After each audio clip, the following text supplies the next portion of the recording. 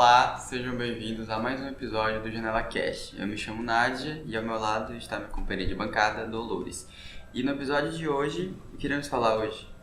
Bom, neste episódio nós falaremos do Setembro Amarelo e nossa convidada é a nossa amiga Karine Oliveira, psicóloga aqui do centro. Psicóloga, fale um pouco mais sobre você, sua formação acadêmica, sua história. Meu nome é Karine, eu sou formada em Psicologia pela Uninassal de Campus de Parnaíba. Atualmente faço pós-graduação em Psicologia Hospitalar e tenho formação em Suicidologia pelo Instituto Fratelli. Atualmente eu trabalho no Centro de Saúde Santa Terezinha, aqui no município de Paulino Neves, fazendo atendimento psicoterápico de forma individual e fazendo palestras educativas também pelo Centro de Saúde. Bom, vamos às nossas perguntas. Qual a importância do Setembro Amarelo?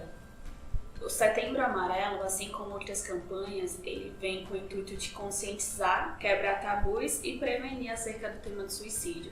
O suicídio hoje ele é tido como um problema de saúde pública, devido aos números alarmantes e principalmente também por ser a segunda maior causa de morte entre jovens de 15 a 29 anos. Quando a gente pensa nas campanhas, todas elas escolhem uma cor. E com o Setembro Amarelo não é diferente. O amarelo é escolhido por representar a esperança. E também é em homenagem a um jovem americano que aos 17 anos ele cometeu suicídio. Ele tinha um Mustang amarelo e por isso no dia do enterro dele, familiares, amigos levaram fitinhas para o enterro dele com o nome, com a frasezinha: se precisar, peça ajuda. Então a importância desse Setembro Amarelo, assim como outras campanhas, é chamar a atenção para a população em geral, para a própria sociedade, sobre o sofrimento psicológico que as pessoas passam e conscientizar principalmente a população, que quem passa por sofrimento psicológico é real. Às vezes a gente escuta frases do tipo: é frescura, é falta de Deus, porém é um problema de saúde psicológica e que agrava muitas pessoas, tanto é que o número cresce cada vez mais. Muito sério assim. Sério. E outra pergunta, envolvendo ainda essa parada do suicídio, existem fatores que façam a pessoa se suicidar? Fatores pro suicídio, assim?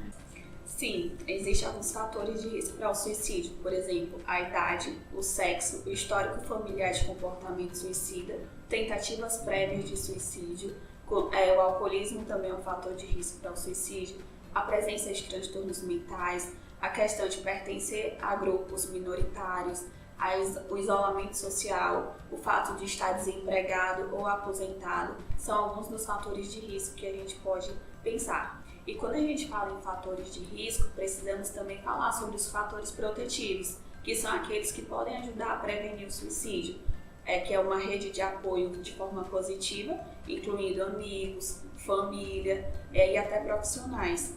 A questão de ausência de transtorno mental é um fator protetivo. A presença de o fato de estar empregado também é um fator protetivo, a presença de crianças na família, o senso de responsabilidade com a família também é um fator protetivo. Sim. Bom, existem sinais que uma pessoa costuma apresentar que pode indicar a presença de ideias suicidas? Sim, existem alguns sinais. Quando a gente pensa em comportamento suicida, a gente vai lembrar principalmente da mudança de comportamento da pessoa.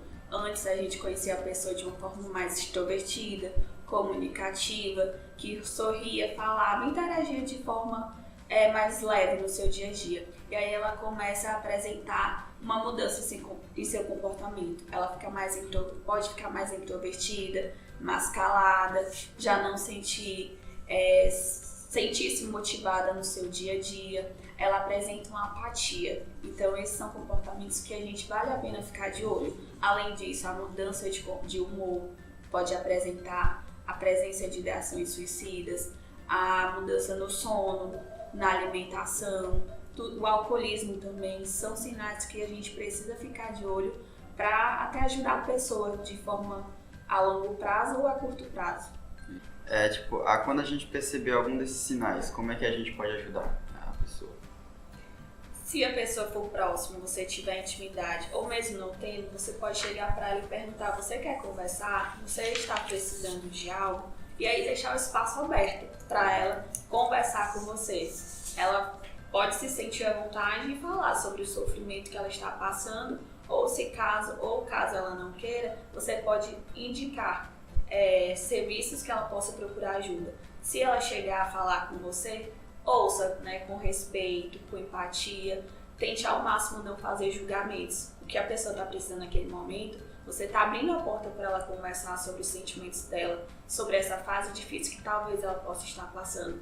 Ao final da conversa, que você ter ouvido ela de forma respeitosa, de forma cuidadosa, sem julgamentos principalmente, você pode incentivar ela a buscar ajuda profissional qualificada, para ela perceber que ela precisa de ajuda profissional, que ela precisa de profissionais da saúde mental, seja psicólogo e até em casos mais extremos, psiquiatra, que são profissionais que vão ajudar a pessoa a passar por essa fase mais difícil da vida. E aí, conhecendo os serviços que tem disponível em cada cidade, vocês podem estar indicando ela a procurar centro de saúde, unidade básica de saúde, CAPS, que são centros centros de atenção psicossocial, e também temos o CVV, que é o Centro de Valorização da Vida, ligando 188, que são voluntários qualificados para receber os tipos de demanda, principalmente ligados ao suicídio. Falar de suicídio pode incentivar potenciais suicidas? Não, quando a gente fala em suicídio, a gente está abrindo a oportunidade de quebrar tabus acerca dele, falar abertamente de forma profissional e ética e de forma muito respeitosa. Porque como é um tema delicado, a gente precisa falar ele, mas de uma forma que seja para orientar e prevenir, e não como uma forma de estigmatizar as pessoas. Bom, a gente fala muito de toda uma doença tem um distúrbio. O suicídio, quais são os distúrbios relacionados à prática do suicídio? Pronto, essa é uma das perguntas muito boas e interessantes, porque quando a gente pensa em suicídio, não necessariamente ele está ligado a um tipo de transtorno mental. Porém, há alguns transtornos mentais mais específicos ligados ao suicídio. Por exemplo, o transtorno de humor, inclusive a depressão, o transtorno afetivo bipolar, transtorno de personalidade, transtornos ligados à questão de álcool e drogas e a esquizofrenia. A gente costuma pensar que todo mundo que comete suicídio ela tem um transtorno mental, porém não necessariamente às vezes ela tem. A gente fala muito sobre a questão dos adolescentes, que hoje em dia muitas pessoas colocam a culpa nos adolescentes pelo fato de não ouvem os pais, mas às vezes os pais não entendem, os filhos não entendem. Como no meio familiar, ter pais que não entendam vai interferir, ou seja, vai mais incentivar a pessoa a se suicidar? Depende muito do contexto dessa família, mas eu costumo dizer que diálogo dentro da família é a base para qualquer situação psicológica ou qualquer outra. Então é importante que a família hoje ela tenha esse diálogo. A gente sabe que a fase adolescente ela é circulada, ela é muito complexa e envolve vários fatores, né? São mudanças cognitivas, mudanças sociais. Mas esse adolescente, ele precisa também desse apoio em casa. Ele precisa ser ouvido. Ele precisa ter esse espaço de diálogo e escuta dentro da família. Justamente até como uma forma de prevenir situações psicológicas, entre elas o suicídio.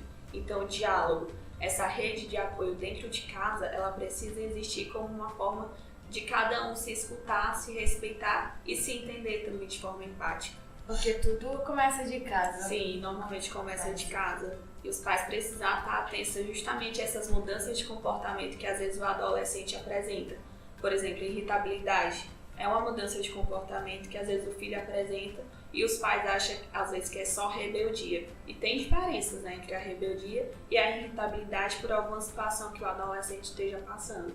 Então é importante os pais chamarem ele para uma conversa, para saber o que está acontecendo com o seu filho. Vão completando, um suicida pode ser agressivo? Depende muito do que ele esteja passando. Se existe algum tipo de transtorno que tem essa característica sintomatológica de agressividade, talvez sim. Isso mesmo. Bom, a gente falou no início, né, da cor amarela, mas você poderia dar mais detalhes desse caso do garoto que originou a cor amarela?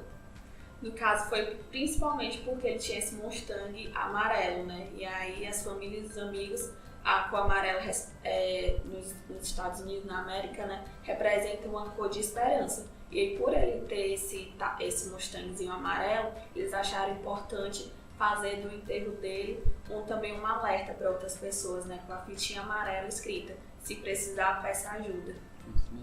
E a gente não percebe, mas existem várias organizações que apoiam isso mesmo, até porque eu tô aqui de lenço e a minha instituição, que é o Clube de Desbravadores da Igreja, desde 2017, todo dia antes do Dia Mundial, a gente tem que usar esse lenço. Também é um incentivo, né, pelo fato de ser amarelo, de ser um lenço, e a gente sempre está apoiando as pessoas, porque não é só na escola, mas também dentro do clube tem pessoas que sofrem disso, sofrem de ansiedade, sofrem de depressão, e às vezes a gente não enxerga isso, e às vezes os psicólogos tentam, mas a pessoa insiste que vai se suicidar, e isso é meio que chato às vezes se conviver.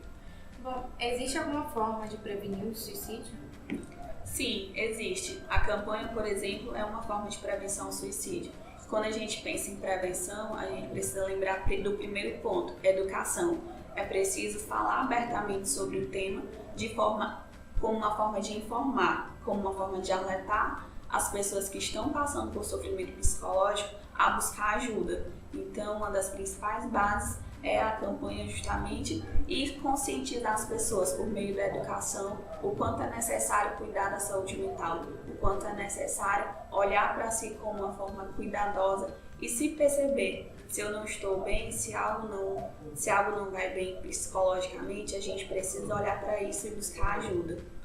E outra questão que a gente precisa falar é o suicídio. Ele é um fenômeno complexo, como eu já disse, e não dá para tratar mais ele só de forma individual. A gente precisa vir por uma questão social, coletiva.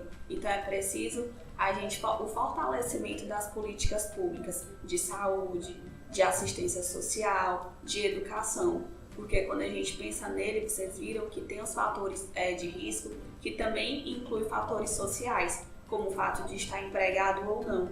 Então a gente precisa pensar nisso como de forma coletiva, o fortalecimento dessas políticas públicas, principalmente da rede de atenção psicossocial que está inserida hoje na saúde pública no SUS. Então, quanto mais essa rede estiver fortalecida, mais fácil e mais proveitoso vai ser cuidar da saúde mental das pessoas, porque elas vão procurar o dispositivo e lá vai estar profissionais qualificados para ajudar ela. Então, uma das principais bases também é o fortalecimento dessas políticas públicas de saúde. Isso mesmo. Bom, muito obrigado pela sua presença. Esclareceu bem o assunto. A gente agradece por ter aceitado o nosso convite. E quando quiser é só aparecer por aqui. Sim. Deixe seus critérios finais, né, sobre o assunto. Pensar no Setembro Amarelo é pensar também sobre o nosso autocuidado, pensar sobre como está a nossa vida.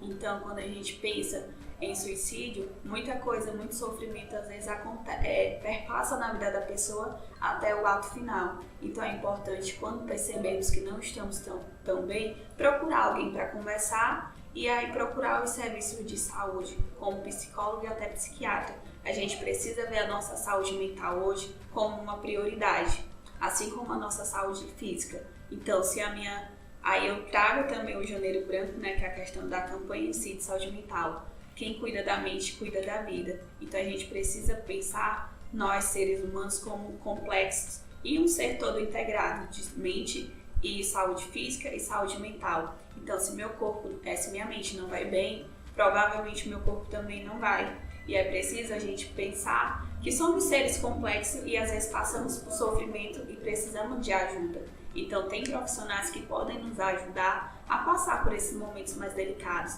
Se você se sentir que não está bem, procure o CVV, Centro de Valorização da Vida, liga no 188, procure os profissionais psicólogos ou psiquiatras da sua cidade, vá aos dispositivos. A gente não precisa ter vergonha de estar passando por um momento difícil. A gente precisa acolher o nosso sofrimento, acolher nossas emoções e falar delas. Hoje em dia está muito mais divulgado os serviços de saúde mental, porque de fato é um cuidado que é necessário atualmente. Bom, tem alguma coisa a acrescentar mais? Então, esse foi o nosso episódio, um episódio bem rapidinho. E a gente agradece a sua participação aqui no podcast e muito obrigado por ter vindo. Quando quiser vir, é só falar que a gente... Pois é isso, pessoal. Muito obrigado pela presença e é isso.